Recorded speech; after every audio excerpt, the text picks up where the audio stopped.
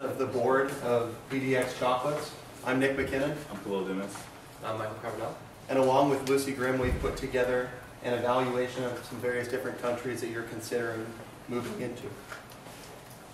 So we've got two primary objectives for this meeting today. The first off is to provide a comprehensive overview of the three countries, specifically Kenya, Nigeria, and South Africa, that you are looking into expanding your company into. The second objective of today is to provide you with our suggestion as to which of the three, if any, you should move into and which would be most beneficial for your company. So we'll be going over the different ranking methods that we'll use to provide our suggestion, as well as your task, how you can all help us out today. So if you could please grab a piece of paper, that would be very helpful. Then we'll go over Kenya, Nigeria, South Africa, talk about the most unique aspects of their culture and how conducive they are to your company. Before ending, we'll talk about your conclusions, how your rankings ended up, and then eventually we'll close with our suggestions. So as we talked about in class, there are countless things that we could address with these countries. So if you could just pick 5 of these that you think. Actually, let's do 3. Using that chart over there on the right-hand side, if you can draw that on your paper.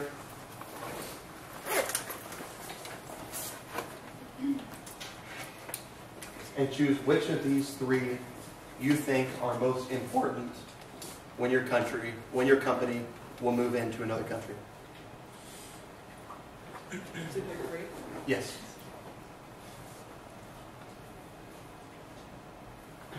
And that ranking, number 5 to 1, 5. So the top 3, 5 will be the most important.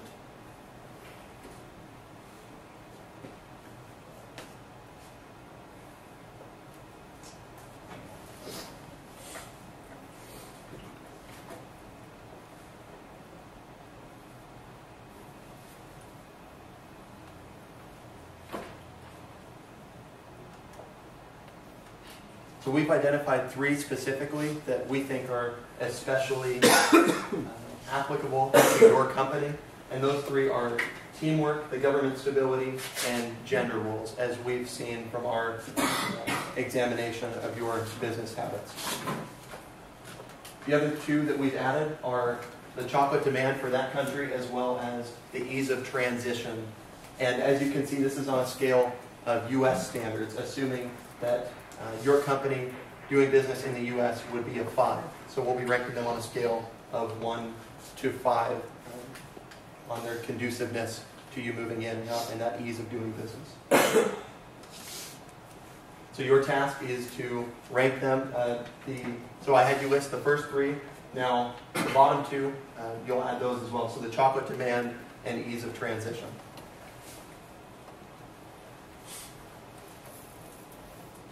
And we'll be using this ranking system for all 3 of our countries.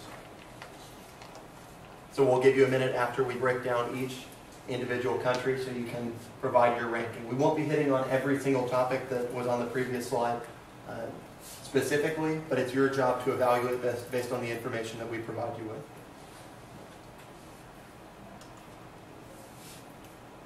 And again, 5 being the best score, 1 being the lowest.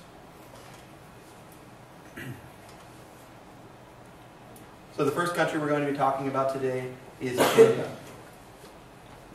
Over the past few years, Kenya has shown its economic stability through numerous challenges, especially with various government election crises and scandals in 2008, as well as the global financial crisis in 2009. It's important to note that that election fraud scandal back in 2008 with their president led to the deaths of over 140 people in the first couple of days. And that's a result of some ethnic battles, which I'll get into in a little bit. But one important thing to note is that according to a 2012 ranking, Kenya is ranked number 109 of 183 globally in terms of ease of doing business. Kenya is made up of a population of about 41 million with a steady growth rate of 2.7% annually. In that region, there are 69 different languages that are spoken, The two official languages are English and Swahili. English, of course, being very beneficial to your company, just being able to take advantage of that. Now, ethnic diversity is a very big issue. As you can see, the largest ethnic group makes up less than 5% of the overall, less than a fifth of the overall population. So what that means is there's a vast amount of diversity within the country itself, and that has led to numerous tensions. Specifically with the government election of the president just a few years ago that led to over 140 deaths in the first couple of days, it was discovered that there were over 300,000 fraudulent vote records on account, and the deciding vote was by less than 230,000. So this led to an extreme amount of tension, riots, and ultimately the United States did not recognize the winner of the election as being the true leader of Kenya, and that led to multiple issues with government relations between the two, as well as United States companies who were already established in that region. Gender equality is something that Kenya is working toward at the moment. Because of the older generation, specifically of men, still dominating the workforce, that has caused problems for females who have been able to penetrate those roles and gain those leadership positions in various industries. However, they are very hopeful that with that older generation retiring from the workforce, that it will be much more conducive to women taking on more and more responsibility and ultimately gaining more respect from their workers. Business relations in general are very friendly and cordial. It's important to develop a relationship with the people you're working with. If you are to lose your temper or snap at someone in a group meeting, it's looked at as though you are not mentally stable. And so if you have a problem with one of your coworkers, what the best way to go about that is to actually invite them over to your home and settle that over a meal, as opposed to doing it in person and challenging their face. So again, those relationships are very key, and that ultimately leads to a longer amount of time getting down to business once you show up at a meeting, but in the long run, it provides for a much more beneficial relationship. Additionally, there's a lot of respect for the education, professional experience, and expertise in the workplace, and that is shown through the varied salaries of workers and individuals. The more experience you have, you're going to be paid a heck of a lot more, and so that will be key when you're looking at your employees and potential worker force. There's an extreme power distance in the sense, going back to that respect for the boss. The Kenyan workforce is very dependent on respecting the boss and their authoritarian leadership styles. So you do not question the boss, but they will go out of their way to include you in decision making if you are a member of their team. So that's important to note, again, when you're looking to put your teams and workforce together. Now, Kenya as a whole traditionally is very polychronic. However, they are moving toward more of a dependency on time. And so you never want to be that person who shows up to a meeting late just in case you are working with a group of more progressive individuals. As I mentioned, very authoritarian style in terms of the leadership and the relationship between the team leader and the team members.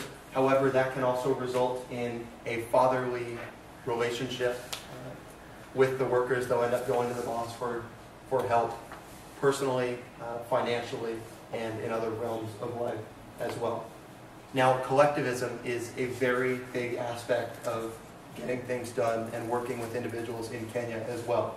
So much so that it's very important to stick a team together and keep them together.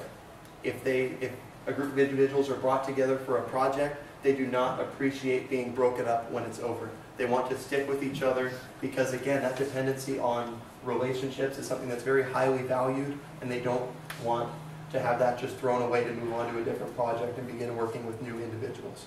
And this is really the case in the sense that they become somewhat of an office family. This is a list of some of the importing countries that Kenya does business with. And here are some of the various products. As you can see, there's very little food involved, and chocolate is not on their list of most highly imported goods. So with that, there are plenty of challenges should you choose to move into Kenya for your company. The biggest ones as a result of that presidential election and some political unrest: corruption, unemployment, of course, and tribal tensions. As I've mentioned, the unemployment is so high, as high as about 30% nationwide, and specifically with the younger generation of workers, it can be up as high as 50 or 60% for those 15 to 20-year-olds. So that's very important to note when you're looking at that potential workforce, and that relates to their education as well. So some other issues, a big one is poverty. As you can see, 3.75 million people required emergency food aid in 2011 alone, and that has not shown a drastic amount of change in recent years.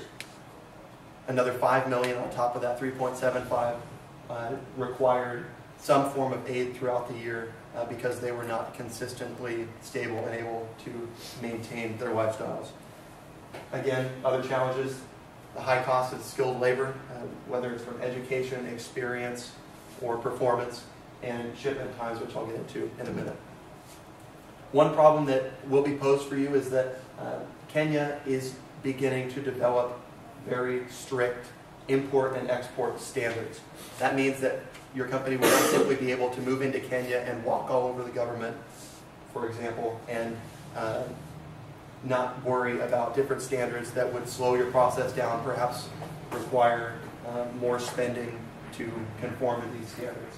And so those pre-shipment verification of conformity forms have caused problems with U.S. companies, especially in recent years, and that's something that the U.S. is working with them on. So with all of those challenges, there are plenty of opportunities available should you choose Kenya as your destination. First of all, there is, 1 shilling is worth, or is about 1/80th of a dollar, so there is plenty of potential for improvement in that range that your company could capitalize on. Additionally, the U.S. exports to Kenya have increased over 50% just in 2012 alone, and that's showing a lot of promise in the near future. According to Consumer Lifestyle Reports, Kenya has noticed an extreme increase in consumer expenditure on eating, drinking, again, chocolate. That's they're showing a lot of potential on a rise there, but that's also shown through their vast increase in the tourism industry. That's a representation of the economy as a whole. So again, this just talks about different exporting standards and how much work it requires a company to be involved in, all the different processes that may require you to put some more effort and money into importing and exporting. So if we look back to Hofstede's framework, what you can see in the comparison between the United States and Kenya, the biggest differences are in power distance and that extreme respect for the boss that they have, but also the individualism. Kenya, again, is very collectivist. They love working with their teams. They grow very close with their coworkers, and because of that, that's something that you will need to take into account. The chocolate market in general has seen a growing demand among the middle class in recent years. This is because people are starting to recognize that this is an acceptable gift for women and children on birthdays, anniversaries, and other events. At the moment, Cadbury has a 37% market share, while we were unable to obtain records as to how big their chocolate market truly is at the moment. That would be the biggest competition. There are some smaller companies who maintain the rest of the market. Looking back at those pros and cons, should you choose Kenya, there's, again, a lot of potential for an improved value of the shilling, and something that you could definitely capitalize on should the economy continue to steadily improve. Additionally, that increase in consumer expenditure, the chocolate market, and the tourism industry, which is a reflection of the economy as a whole, because it does make up such a large majority of the market. Now, some of the setbacks, however, will include those shipment verification standards that will cause a lot more work on your company's part to import and export, the cost of labor for those quality workers that you're looking for, and of course the corruption, tension, and violence that come along as a part of the recent economic struggle. Okay, now looking at moving your business to Nigeria. Nigeria is the 8th most populous country in the world, with a population of 168 million people. That means that in Africa, 1 in 4 Africans are Nigerian. It's a relatively untapped market with a young and willing workforce, so that's some pros for your company. But let's look a little deeper into Nigeria. Nigeria's government is a federal republic with a presidential system made up of a legislative, judicial, and executive branch. The current president right now is President Goodluck Jonathan, and the government in Nigeria is mainly based off of the United States model. However, the president's responsibility include being the head of state, being the head of the government, and the head of the multi-party system.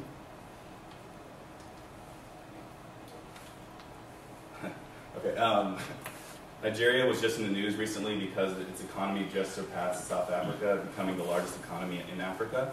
However, government corruption was attributed to this because they reworked their GDP from 2013, adding in telecommunications, the music industry, film production, online sales, and other things. Meaning that on last Friday, Nigeria was the second largest economy, and by Monday, it was the largest economy in Africa.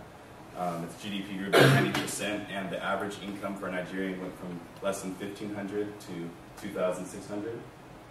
And how did they? And like I said, how they did that was by reworking the numbers. Looking at the imports, as you can see, the petroleum industry is heavily dominated in Nigeria, and it's its main generator of its GDP. And looking at cocoa beans, they're the 4th largest cocoa bean manufacturer in Africa, and we'll talk about that later in the presentation. And looking at the importing countries, the United States is the leading importer with 24% of imports in Nigeria. Some notable cultural things about Nigeria: it has a rich cultural diversity, meaning that there's over 250 ethnic groups in Nigeria with a bunch of languages. However, the main language is English. The main ethnic groups are the Hausa, Fulani, Yoruba, and Igbo. And what's important to know about these groups is due to past wars, they don't do well with doing business with each other. So it's important to actually ask Nigerians what group they associate with so that you know how to deal with them. And lastly, dress is very important. Dress indicates how important you are. So dress to impress is very important in Nigeria and can give a really good first impression. Looking at gender in the workplace, this graph shows the amount of men and women in the workforce and the percentage of them that are employed. So of the 86 million women in Nigeria, about 35% of them are employed. And of the 65.7 million people, men, about 65% of them are employed. This just kind of shows the discrepancy in that women are generally stay at home and take care of the family and household while men go and work. Some business practices. Decisions are generally made at the top, meaning that lower to mid management rarely have a say in decisions in your business. It's a collectivist culture and relationship oriented, meaning that people tend to view themselves as members of a group, and before interacting in business, it's important to trust and get to know your business partners. Punctuality is valued in Nigeria, however, sticking to a schedule is not as important. Greetings are very important, so in America we tend to just walk by each other and say hi, but in Nigeria it's very important to stop and have a genuine conversation and ask people how they're doing. So to give you guys a more real-world example, I actually had the privilege of interviewing Dr. Mohammed M. Abubakar, who's one of my friend's dads. He's a politician in Nigeria, and he's a part of the All Progressive Congress and an environmental scientist. And I kind of just asked him some general questions about what are the big differences between opening a business in America and Nigeria, what's the international desire to do business in Nigeria, and what's the average business person in Nigeria like. And basically off the bat, he said that a new company is going to have to be prepared to pay bribes to the government to basically push the permits through to get them recognized by the government. And the average business person will demand favors from you if you're asking for favors from them. So it's a very favor-based culture. And he said the desire to do business in Nigeria is shrinking due to all the corruption and bribery in the government. Looking at Hofstede's framework, Nigeria compared to the United States, there's a very large power distance, so people tend to accept hierarchical order. And subordinates expect to be told what to do, and an ideal boss is a benevolent autocrat, so basically an absolute boss. Individualism is low, so they're a collectivist society, so loyalty tends to override most social norms and regulations, so being loyal is very important in Nigeria. And masculinity, they're a masculine society, so they live to work, kind of like the United States. And uncertainty avoidance is kind of 50-50, so it more depends on the person as to how they handle uncertainty and ambiguous situations. So I decided to look at Nigerian chocolate consumption. As you can see, it's number 14 with sugar, jam, and honey, and it makes up about 0.72% of total food expenditure. So there's not a whole lot of chocolate consumption in Nigeria, and I think that's more attributed to the very low income that's made there. And so some pros and cons. So pros, there's a large available workforce in Nigeria. There's an emerging economy, which is yet to be seen of whether that's a legitimate emerging economy. And it's the 4th largest producer of cocoa beans, and at the end we'll talk about that as a possible alternative for your company. Some of the cons are paying bribes, obtaining business permits. Like I mentioned, it's a very slow process. It can take up to 180 days to obtain a business permit. An unstable and corrupt government. They have high tariff rate. The tariff rate in Nigeria is 11%, so importing can be kind of difficult. A hindered entrepreneurial environment and high taxes. With the corporate tax rate is 35% in Nigeria, so it's matched the top U.S. company for corporate taxes. So next we're going to talk about South Africa. So South Africa has a population size of about 52 million. It's not quite up to Nigeria, but one important thing to know about the population is that about 79%, basically almost 4/5 of the entire population, are Black Africans, like African tribes and cultural groups. About 10% are white, and another 8% are colored, kind of like a mixed race. And then the smallest population is Asian, like 2%. They have about 11 different official languages, and their main language is isiZulu, but English is one of their main languages, and it's the 5th most popular. So people know English and stuff, but the main language that is most popular in South Africa is isiZulu. And they have a relatively young population. The mean age in South Africa is 25 years. So, there's a lot of potential for a workforce and then a market. So the government, the country has a pretty stable republic style government. They went through a revolution about 2 decades ago, and this is their current form, and it has really helped the country progress. Their government is made up of a legislative, an executive, and a judicial branch, and it really pushed the country into the emergent market that it is today. The only issue with the government is that even though it went through revolution, it is still heavily influenced by the white minority in the country. The white minority has most of the power in the country. There have been reforms and progressions towards equalizing rights within the country, but that's a work in progress right now. And they are the world's largest producer of, they're the world's largest producer of gold, platinum, and a bunch of other natural resources. They are one of the most developed countries on the African continent. Right now, again, they are the 2nd largest GDP, 600 billion. They have an unemployment rate of about 25%. And they export currently around $91 billion worth of goods, and they import around 100 billion. So this has kind of put their country into a current national debt of around $139 billion, which compared to the US isn't a lot, but it's pretty significant for an African country. So the role of gender in the workplace, because the population is mostly traditional South Africans or Africans, there's a lot of traditional culture that plays into how the country does business. So especially when it comes to gender, one of the biggest things is that the men are considered the head of the household. They're considered the breadwinners. So they're the ones who go out and do a lot of the work. The women are kind of expected to stay at home and raise the children and take care of the house. However, recently there has been a big shift in more urban areas in the larger cities, you'll see more and more women going out and working there, but in rural areas, it is very much the traditional cultural norm. Yeah, and it is also, children have a huge importance to African families. They kind of represent a sign of wealth, or at least they represent their future. So if you have a lot of children, you're kind of considered more successful in the eyes of your peers. And it's only acceptable, one crucial thing is like, it's only acceptable to shake a woman's hand if they offer it first. Most women will just nod when you initially meet them, but you never want to extend your hand for a handshake unless they extend it first. That kind of relates to business relations. In traditional business relations otherwise, especially with men, it is very formal. You want to be conservative, dress suit and tie. You want to be very conservative, especially women. You want to dress conservatively.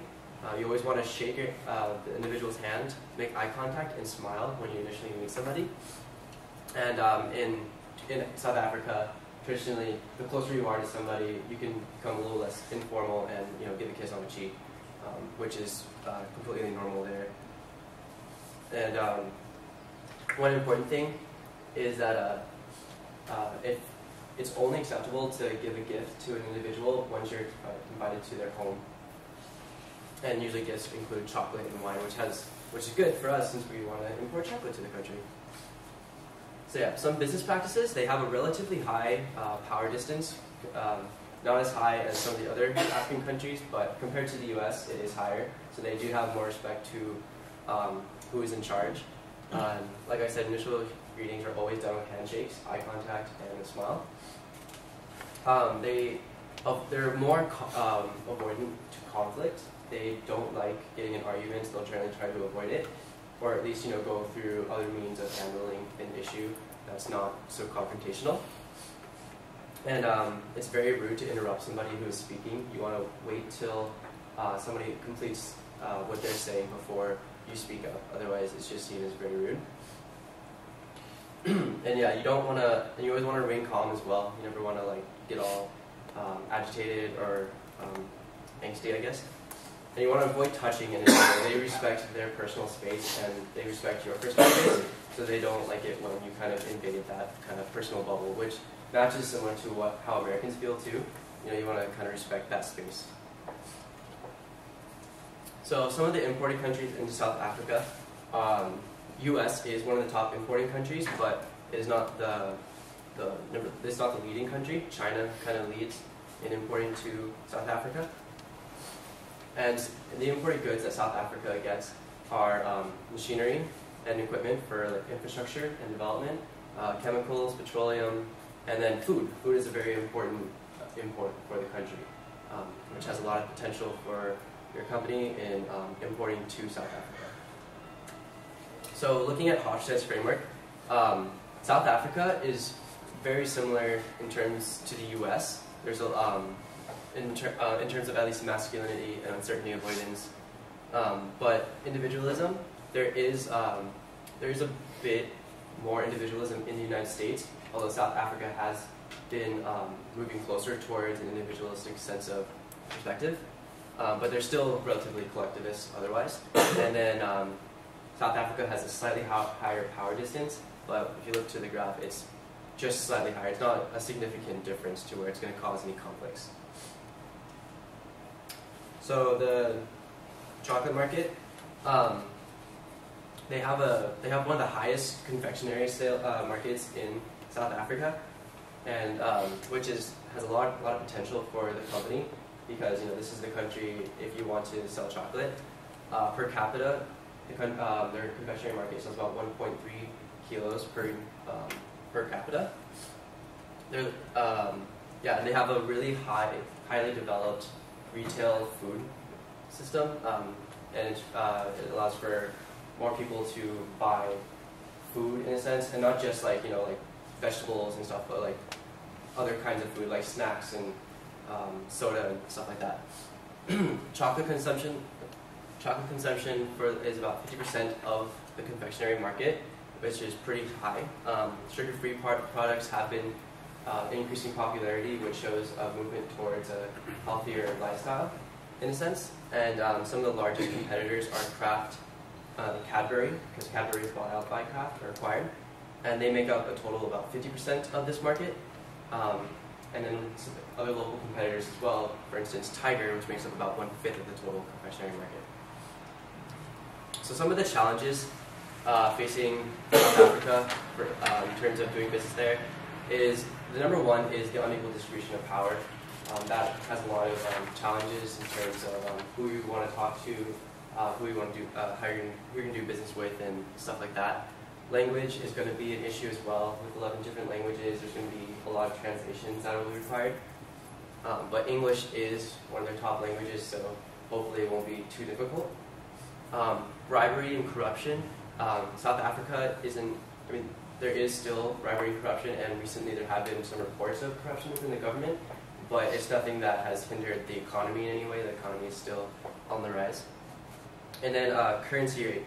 The current rate for the South African rand is about 0.094 to the US dollar, which is pretty good in terms comparing it to like other other African countries.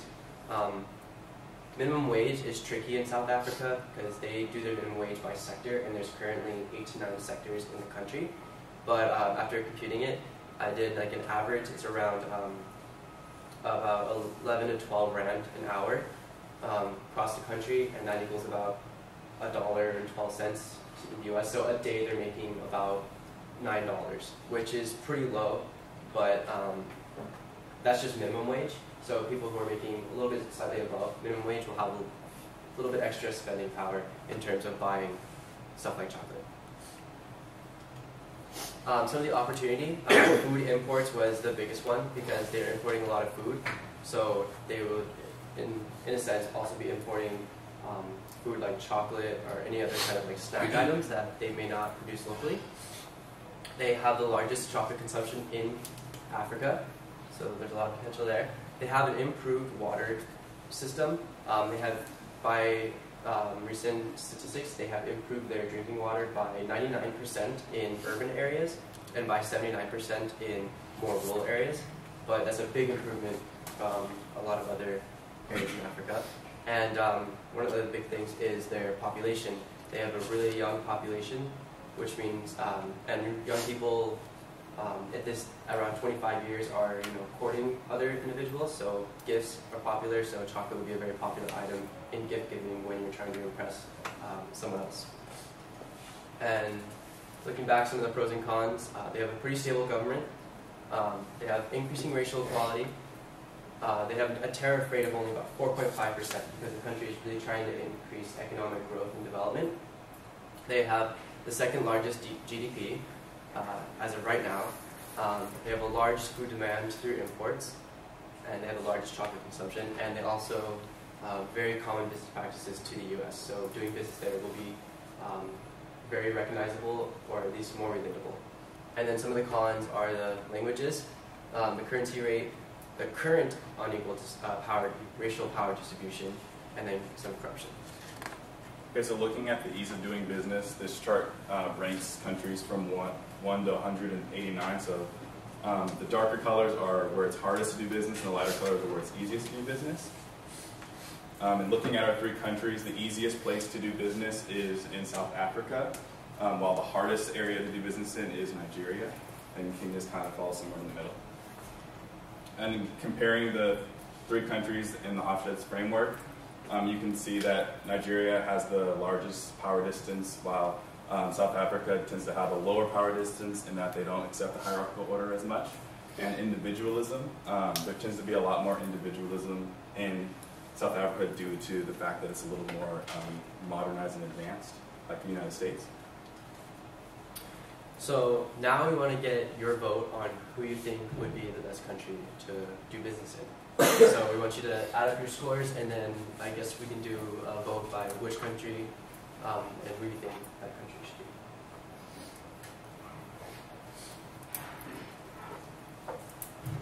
Is an option is not put for any country? No, we're going to go ahead and choose a country of the 3.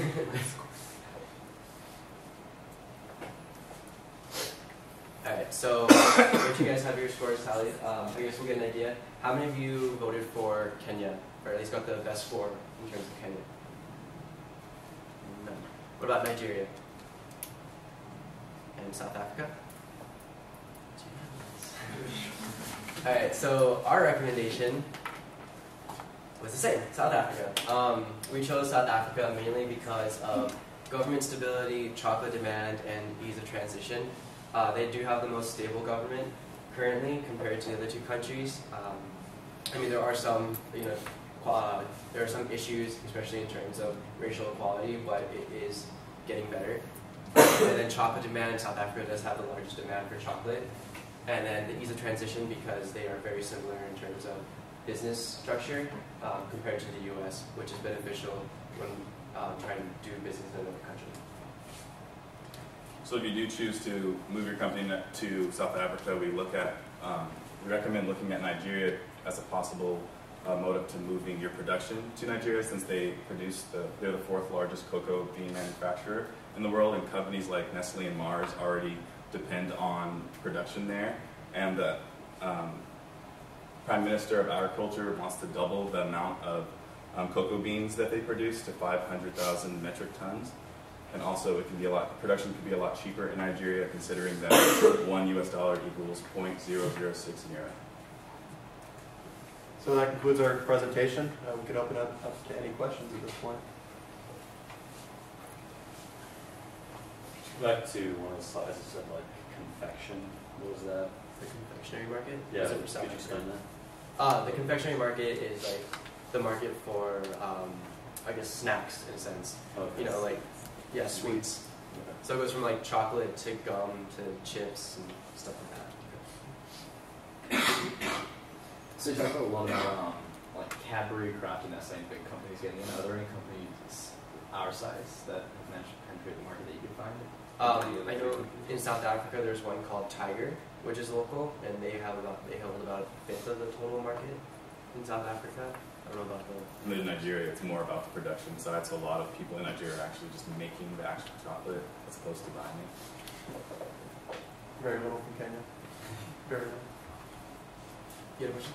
Yeah, did you guys find anything on like health related to your countries that could be an influence on moving the chocolate bar there, since it's...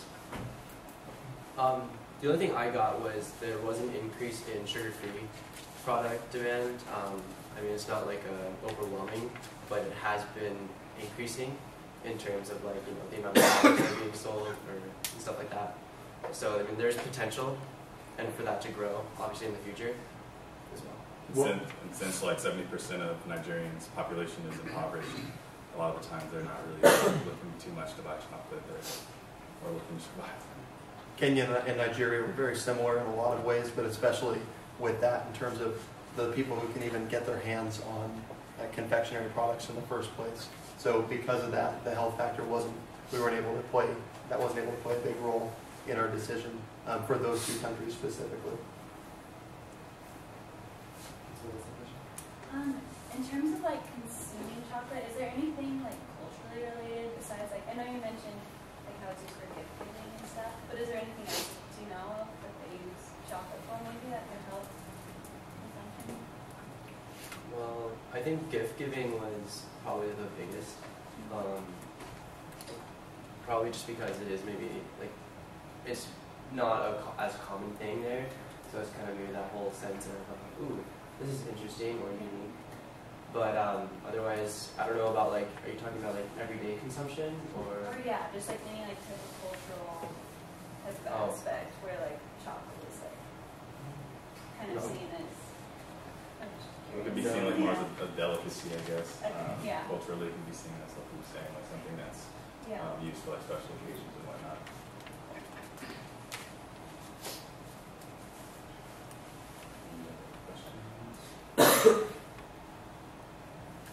So, could you clarify something for me? I was a little confused. Cleo, you had a slide that you showed. It was the imported goods for Nigeria, and you said that they were the fourth largest importer of cocoa beans. Manufacturer of cocoa beans. Okay. So they are the fourth largest, so they Okay. cocoa beans. That's what, because you later came Oh, back sorry. and said that they were the fourth largest producer, which is what was confusing to me. Yeah. Because you had it in there, in the table as that they import cocoa beans, and I wasn't quite sure how that came about, so. Yeah. Must have been meant to be an export. Okay. Okay, that was my assumption. Okay, so obviously you have to deal with one problem, and that's the heat in these countries, and that's always difficult. But just in terms of doing a little reading on this, one of the things that it talked about was, in particular, the market in Nigeria is being driven by the expats that are there. There's so much foreign direct investment that has gone into that country, particularly around the areas of oil and gas and things like that, that apparently this market, chocolate, has grown quite a bit. And I thought that was kind of interesting. It's still a very small niche market, all of these places. I think, Harbs, you said in South Africa, I think I heard you say something that the consumption was like 1.3. 1.23 kilograms. So basically, the average person consumes about. That's the point. I'm not much of a It's kilogram. 2.5 to 3 pounds of chocolate a year. Okay. So if you go out and you buy a 16-ounce chocolate bar, and think about how often you might get an 8-ounce chocolate bar or 4-ounce or whatever. That they don't need a lot of chocolate.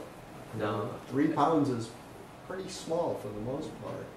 And I can't remember if it was in this class or in the other one, but I think someone talked about Switzerland, something like 25 pounds, 25 pounds of chocolate per year. Like And we're not too far from that. I'm sorry, 50 It's what? like 11.9 kilograms. Yeah, look, so basically 12 kilograms and a kilo is 2.2 pounds. So, you're talking about 26, 27 pounds of chocolate a year. It's a pretty significant amount of chocolate. Do you remember what the U.S. was? 5.4. 5.4. So we're not we're halfway there, so to speak, less than halfway there. Okay. So tell me, what did you find interesting about these countries? I think it's very interesting when you look at the three in comparison, as the bottom three were the biggest defining factors in terms of making our decision. But when you look at the dependency on collectivism as well, and going back to Halsted's framework, the vast difference between South Africa and the other two really shows, I think that's a good representation of how similar comparatively South Africa is to the United States as opposed to the other two. And so that was a big factor in terms of us looking at the ease of transition. And all those other things would be results of that big similarity and some of the other ones in terms of United States versus South Africa. That's a great textbook answer. I'm just curious. Yeah. I mean, everything else you looked at, don't worry about this issue or power distance, uncertainty, avoidance, all those things. I'm just curious, what is it that caught your eye about this country? I think for me, because I think everyone has like a general assumption that South Africa probably is one of the more developed countries in Africa. I think what interested me, or at least like kind of struck me as interesting, was the role of like women. Because I kind of assumed that there would be more women in the workforce and stuff, but from what we found, it was actually a lot lower than what I assumed. So I think that kind of surprised me, especially since they're kind of like becoming more modern, they're more developing, and they're kind of bringing more of these like Western ideals, especially into the more urban settings. So I assumed that there'd be more women who would be kind of like working as well, but I guess it just kind of struck me as interesting that there wasn't as many as I thought. I think for Nigeria, as far as Nigeria, looking at what Nigeria puts out in terms of propaganda about the country to what's actually there. I'm talking with Dr. Abubakar about how adamant he was about not moving there to do business and how corrupt and broken it is there. And it's just amazing. Like he's from Nigeria, and that's his home country. Like he really was very adamant about how horrible bribery is there and corruption. Is he a physical, physician? Yeah, so he's an environmental scientist and Oh, a chair of a political party. So he's actually going to run against President Goodluck Jonathan in elections of 2015. Okay. So there's a lot of political parties that are new and forming to basically knock off this corrupt government. And there's also more parties that are more corrupt trying to get in as well. So. Yeah, I mean, the country has an incredible amount of what's called foreign currency that flows into it because of their oil reserves. Right. But apparently, It's not at least seen from in- what I've heard and read, none of it gets to the people. None of it gets to the country, so to speak. You know, a few things here and there, but for the most part, it all goes into the, so to speak, the back pockets of the government officials and other corrupt folks, unfortunately. And it's really a shame. We found this interesting video that it was just 7 minutes of propaganda talking about how fantastic Yeah, it the was. Nigerian economy is and how conducive it is to U.S. companies, especially moving in and investors taking advantage of that. But then once you talk to someone there or look at anything online, it's the exact opposite. But, I mean, this is, you said the population was 168 million. so 168 million, which is one of the largest countries in the world, Yeah, essentially. in 70. And so if you think of companies that you're very familiar with, like Coca-Cola, PepsiCo, Procter & Gamble, I mean, it's hard for them to pass up a market that's that large. And think about all of the difficulties that they have to contend with to be able to succeed there. Okay. All right. Well, nice job, folks. Thank you.